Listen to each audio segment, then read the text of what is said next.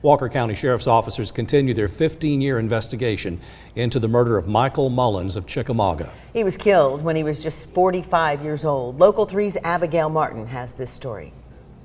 Maybe one day, we're just not going to give up hope that we can one day bring the person or persons responsible for it to justice.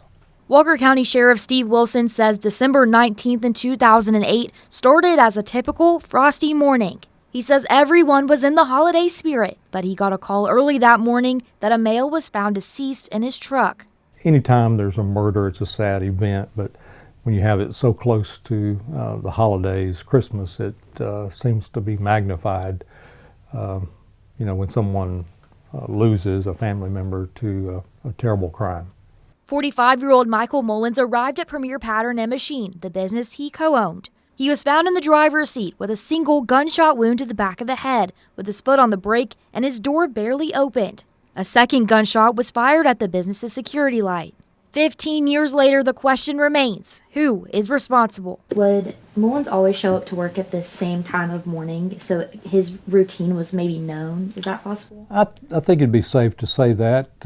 Machinists typically go to work very early in the morning. Sheriff Wilson says they know Mullens was killed with the revolver. He says it was likely a .38 caliber or a .357 caliber bullet. He says they did recover some items he hopes will be beneficial to the case one day. But Wilson asked for the community's help in bringing closure to the Mullens family. There still may be someone out there that knows something, whether it's hearsay or whether it was direct information that they gathered.